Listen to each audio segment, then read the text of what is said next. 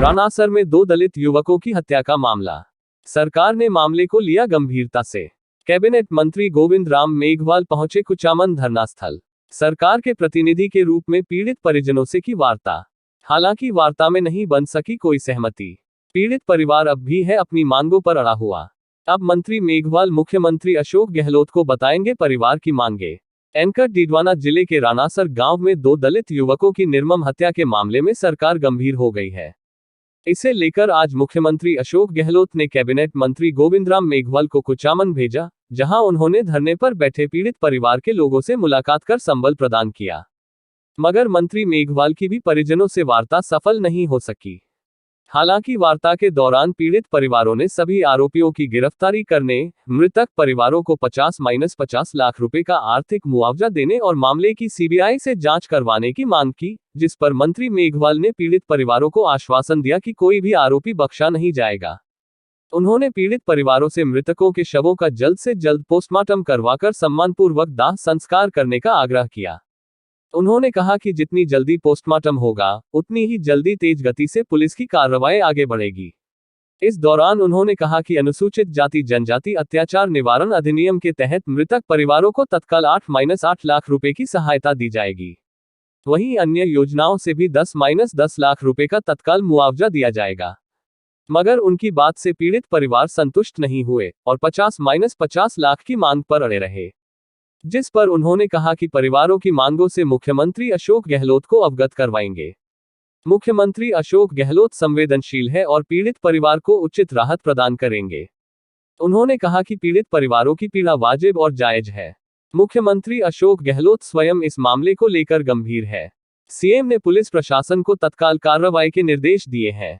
इस दौरान भाजपा द्वारा इस मामले को मुद्दा बनाने और दलित अत्याचार को लेकर गहलोत सरकार पर सवाल उठाने पर मंत्री गोविंद राम ने कहा कि भाजपा हर मुद्दे को राजनीति को जोड़ना चाहती है, जबकि यह मामला गंभीर और संवेदनशील है। पीड़ित परिवारों को न्याय दिलाना सरकार की पहली प्राथमिकता है, लेकिन भाजपा ऐसे मामलों में भी राजनीति करने में जुटी है, जो निंदनीय है। देखिए, आप देख रहे हो कि जो सोमवार की शाम को जो घटना हुई है, ये घटना तो बेहद बहुत दुखद है, निंदनीय है। और बच्चों को इस तरह से गाड़ियों से कुचल के मारना, इससे बुरी घटना हो नहीं सकती।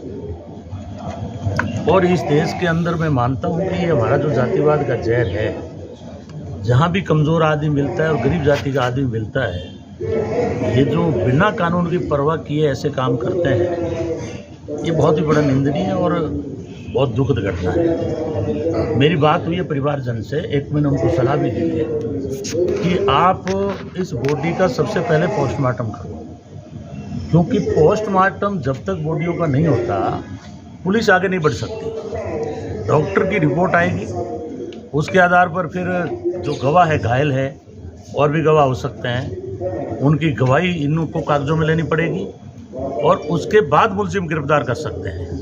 अभी ठीक है कि ये लोग राउंड अप कर लेंगे, कुछ लोगों को बिठा लेंगे, लेकिन जो प्रॉपर कार्रवाई है वो पोस्टमार्टम की रिपोर्ट आने के बाद ही शुरू होती है। ये मैंने परिवारजनों कि 8 लाख तो इनको समाज कल्याण से मिलेंगे और 10 लाख रुपए प्रति कैंडिडेट दोनों जो हैं उनको 10-10 लाख रुपए एक्स्ट्रा देंगे। उससे ज़्यादा भी करने की इच्छा जाहिर की, लेकिन इन्होंने अभी एक आदमी बोला कि 50 लाख रुपए प्रति कैंडिडेट हमें मिले, तो हमारा समझौता जो है हम लोग मानेंगे। इसलिए हम पुणे बैठेंगे। हमारी इच्छा एक ही है कि जो गरीबों के परिवार उजड़े हैं उनको न्याय मिले, उनकी हर संभव सहायता हो। और प्रशासन से मेरी अभी यही बात हुई है कि कोई भी बड़े से बड़ा आदमी हो, इसमें जो भी मुलजिम है, जिन्होंने एक राय होकर के जिस तरह से गाड़ियों से कुचल करके और इन नौजवानों को मारने का जो काम किया है, हत्या की है इनकी, वो तुरंत गिरफ्तार होने चाहिए। लेकिन प्रशासन के सामने वही बात है कि वो भी चाहते हैं कि इनका पोस्टमार्टम हो जाए, और पोस्टमार्टम के बगैर आप भी जानते हो कि प्रॉपर उनकी गिरफ्तारी नहीं हो सकती। तो मैं परिवारजन से भी अपील करूंगा कि आप इन पे पुनः विचार करें और जल्द से जल्द बॉडी का जो है, बॉडियों का पोस्टमार्टम करें। सर, एक बात ये भी आई है कि धरने में सामने आई है कि जो भी आरोपी हैं कहीं ना कहीं उनको राजनीतिक संरक्षण है, इसलिए पुलिस और प्रशासन दबाव में रहे हैं। देखिए, हमारे विपक्ष के लोग लगा सकते हैं, लेकिन मैं आपको कह रहा हूँ, अशोक गहलोत जी की नीति आप जानते हो कि वो तो अपने विधायकों तक को जेल में भेज देते हैं। इसलिए मैं आपसे कहना चाहता हूं कि मुख्यमंत्री जी और हमारी पॉलिसी है, मैं खुद जो दलित परिवार से हूं, मेरी ज़िंदगी आंदोलनों में बीती है, मैं मीडिया के सामने साफ कहना चाहता हूं, चाहे बड़े से बड़ा आदमी इसमें इन्वॉल्व हो, उन सभी को जो है 302 के अंदर गिरफ्तारी की जाएगी। क्राइम बढ़ता जा रहा क्राइम तो दूसरे प्रदेशों में भी बढ़ रहे हैं, लेकिन मैं एक बात कह सकता हूँ कि जितने भी अपराध हुए हैं, चाहे कैसा ही अपराध हुआ है, चाहे वो कन्हैयालाल ले लो, चाहे राजू ठेठ का ले लो, मुख्यमंत्री जी ने त्वरित कार्रवाई करते हुए तुरंत मुलजिमों की गिरफ्तारी करने का काम किया है। पर सर, दलितों के ऊपर क्राइम की स्टोरी हर रोज राजस्थान से हम लोग हर घंटे सुनते हैं। आप ठीक कह रहे हैं मैडम, इस देश में जो जातिवाद का जहर है वो बहुत ज़बरदस्त है, क्योंकि हमारी ऊंच और नीच की भावना है। हम जातियों में बटे हुए लोग हैं, अलग अलग धर्मों के नाम पे हम लोग लड़ते हैं। इन जातियों में रंग भेद के ऊपर नीचे की भावना है ना, उसी का फायदा अंग्रेजों ने उठाया कि 300 साल राज कर गए। आज भी हमारा देश जातियों में बटा हुआ है। जो भी गरीब जाति का आदमी मिलता है उसको वो कुचलना चाहता है, बराबरी का दर्जा नहीं देना चाहता। डॉक्टर अंबेडकर साहब ने जो समानता और स्वतंत्रता का अधिकार दिया था, वो भी अगर अपन कहीं देखेंगे तो कम मिलेगा और जातिवाद ज्यादा मिलेगा। सर, भाजपा इसको मुद्दा बना रही है। 5 सदस्यों सांसदों की एक कमेटी बनाई, जांच कमेटी, जो आज उनके आने की संभावना है। जहाँ तक भारतीय जनता पार्टी की बात है, वो तो आप देख लो, उनका राज जो है उत्तर प्रदेश में आदित्यनाथ चला रहे, हाथरस कांड हो गया। उनके विधायक खुद 302 के 300 बलात्कार के मुलजिम है, लेकिन उन्होंने तो अभी पूरे देश का ठेका ले रखा है कि जो भी अपराध करेगा, लेकिन बीजेपी में आ गया तो वो बिल्कुल सोना बन गया। हकीकत देखेंगे आप, उत्तर प्रदेश के अंदर आदित्यनाथ के राज्य में दलित को बोलने की हिम्मत नहीं है। आज वहाँ जो प्रमोशन में आरक्षण है वहाँ नहीं है। आपको देख ले हैं कि उत्तर प्रदेश के अंदर बिना कानून यूएपीए कानून है, जिसमें पत्रकार, कोई नेता जो भी उनके विरुद्ध में बोलते हैं, पूरे देश के अंदर उनको उठा के जेल में बंद कर देते हैं या उनके घर में ईडी और इनकम टैक्स भेज देते हैं।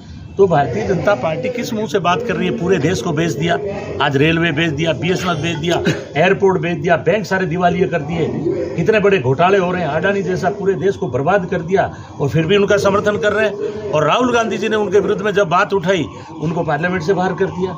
आज मैं सुप्रीम कोर्ट को धन्यवाद देना चाहता हूँ कि राहुल गांधी जी की जो सदस्यता है वो बहाल की है। इसलिए भारतीय जनता पार्टी तो 2014 में अच्छे दिन के झांसे देकर पूरे देश का बेड़ा गर्क कर दिया। महंगाई चरम सीमा पर है। अग्निवीर योजना ला करके सेना का सत्यानाश कर दिया, नोटबंदी ला करके नोट को सत्यानाश कर दिया।